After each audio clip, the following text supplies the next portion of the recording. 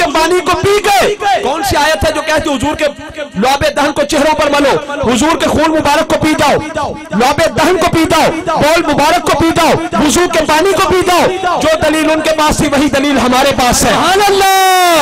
सहाबा के पास क्या दलील थी? मोहब्बत। क्या दलील थी? मोहब्बत। हम आलम तसव्वुर में हजरत उम्मे अमन से पूछा, उम्मे अमन हुजूर के बौल मुबारक को क्यों पिया? आवाज आएगी मोहब्बत जो करती हूँ। हजरत अब्दुल्लाह बिन जुबैर से पूछा, हुजूर के खून मुबारक को क्यों पिया? आवाज आई मोहब्बत जो करता हूँ। हजरत खालिद बिन वलीद से पूछा, हुजूर के बालों को टोपी में क्यों सिलवाया? आवाज आई मोहब्बत जो करता हूँ। सहाबा से पूछा, हुजूर के वुजू का पानी क्यों पी गए? आवाज आई मोहब्बत जो करते हैं। सुन्नियों से पूछा, हुजूर का मीलाद क्यों मनाते हो? सुन्नी बोला मोहब्बत जो करते हैं।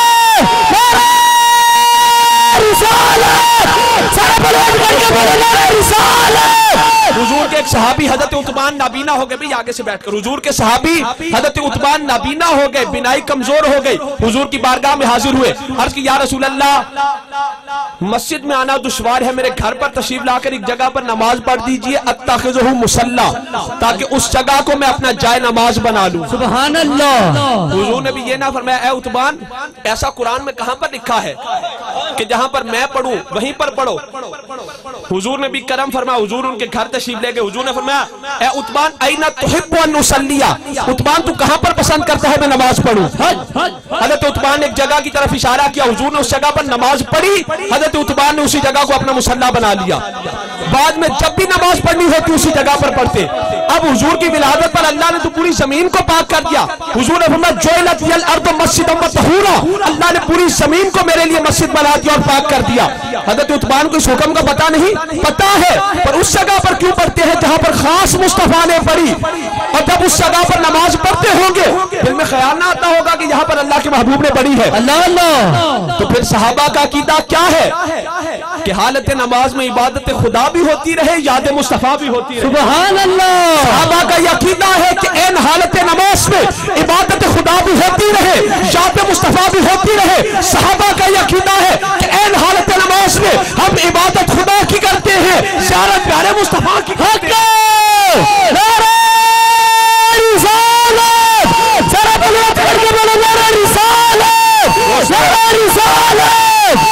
हज़रत उतबान ने उसी जगह को अपना मुसल्ला बना लिया और ये बता दिया, वो तसव्वुर में रहते हैं मेरे, कैसे कह दूं कि देखा नहीं है।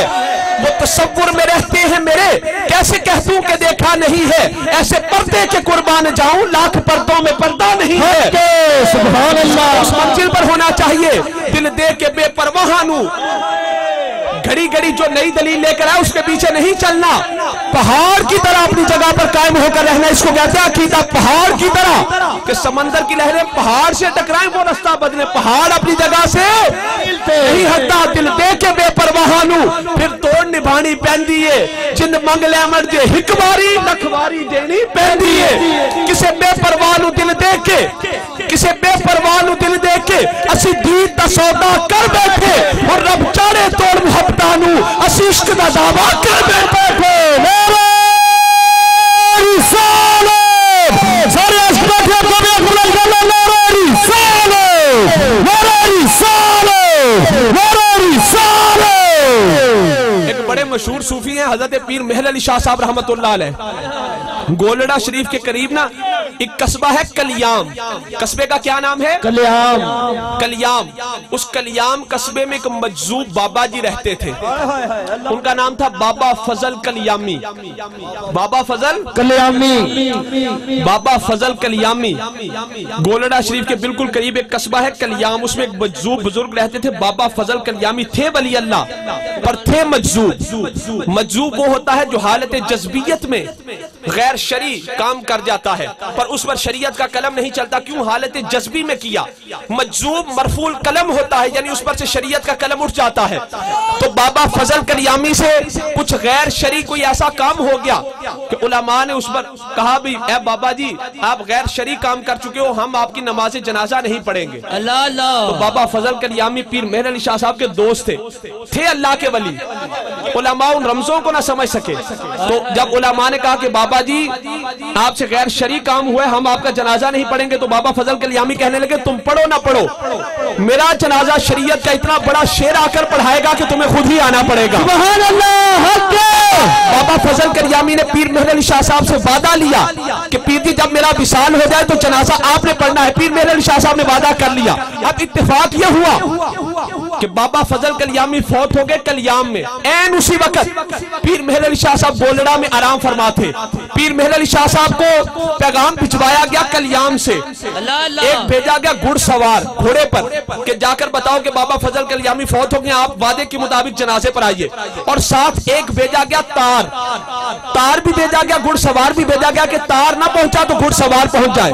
पर ना तार पहुंचा ना घुड़सवार पहुंचा। पीर मेहर अली शाह साहब गोलड़े में सोए हुए थे कि बाबा फजल कल्यामी खुद ख्वाब में आ गए। बाबा जी जो फौत हुए थे वो पीर मेहर अली शाह साहब के ख्वाब में आ गए।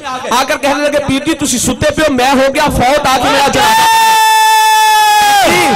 मैं हो गया फौत, तुसी सुते पे आके मेरा जनाजा पढ़ाओ। पीर मेहर अली शाह साहब उठे, अपने खादिम को साथ लिया, घोड़े पर सवार हुए, गोलड़ा रेलवे स्टेशन पर आए।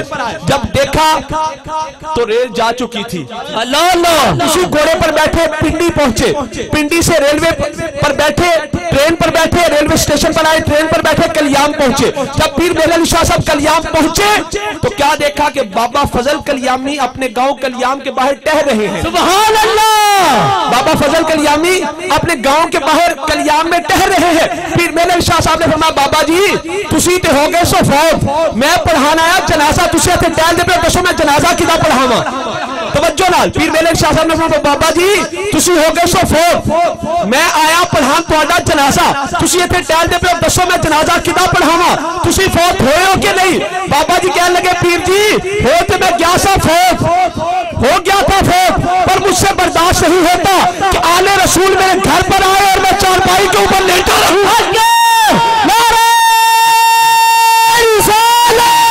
पिछले अंदर के बोलो नारा रिसालत, नारा रिसालत, नारा पीर मेहर अली शाह साहब ने पूछा बाबा जी आप तो हो गए थे फौत, आप बताइए अब मैं जनाजा किसका पढ़ाऊं। बाबा फजल कल्यामी कहने लगे पीर जी हो तो गया था फौत, पर मुझसे बर्दाश्त नहीं होता कि आले रसूल मेरे घर पर आए, मैं चारपाई के ऊपर लेटा रहूं। हजरत खुदा बख्श खैरपुरी रहमतुल्लाह अलैह खैरपुर के अजीम वली अल्लाह अपनी गली में से गुजर रहे थे तो एक कुतिया आपकी तरफ देखकर भौंकी। जब कुतिया आपकी तरफ देखकर भौंकी हजरत खुदा बख्श खैरपुरी ने मुड़कर उस कुतिया को देखा। आपने उस कुतिया को देखा, उसके बाद आप चले गए। जब आप वापस आए तो कुतिया अपनी जगह पर मरी पड़ी थी। हजरत खुदा बख्श खैरपुरी रहमतुल्लाह अलैह उस कुतिया के पास गए। आपने मैं कुतिया मैंने तुझे नहीं मारा, ए कुतिया मैंने तुझे नहीं मारा, ये तो मेरे रब्बे गजूर को गवारा न था कि मेरे वली को भौंके उसके बाद जिंदा रहे।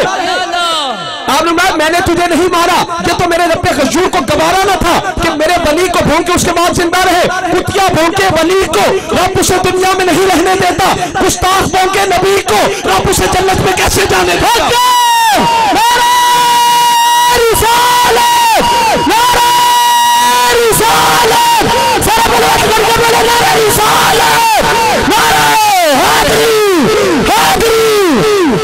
भाई अकीदा लेना है सहाबा से, अकीदा लेना अल्लाह के बलियों से। हजरत अबू बकर सिद्दीक के विसाल का वक्त करीब आया, सहाबा ने पूछा यारे गारे रसूल आपको दफन कहां पर करें। सुभान अल्लाह, सुभान अल्लाह।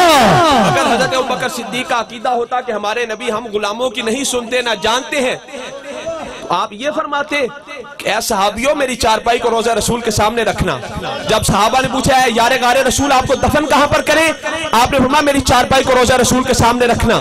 अर्ज करना या रसूल अल्लाह गुलाम हाजिर, अगर दरवाजा खुल गया तो अंदर ले जाना वरना वापस ले आना। अल्लाह अल्लाह। विसाल के बाद जब हजरत अबू बकर सिद्दीक की चारपाई को रोजा रसूल के सामने रखा गया, तफसीर कबीर उठाकर देखिए, लम्मा हुमिलत जनाज़तुहु, जिस वक्त हजरत सिद्दीक अकबर का जनाजा मुबारक उठाया गया और हुजूर की कब्र पाक के बाहर हुजरा मुबारक के बाहर रखा गया, तो सहाबा ने क्या किया, वन्नू दिया सलाम अलैका या रसूल अल्लाह।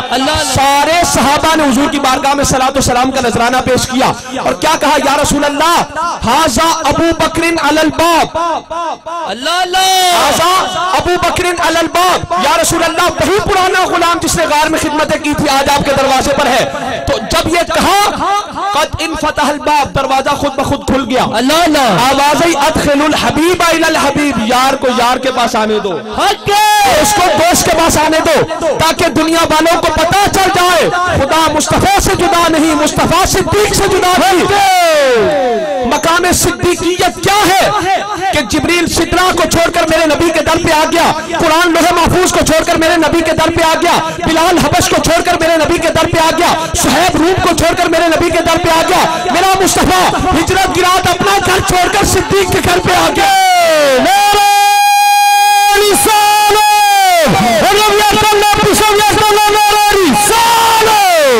अबू बकर सिद्दीक ने किस अकीदे के तहत ये वसीयत की थी कि मेरी चारपाई को रोज़े रसूल के सामने रखना, अर्ज करना या रसूल अल्लाह गुलाम हाजिर है।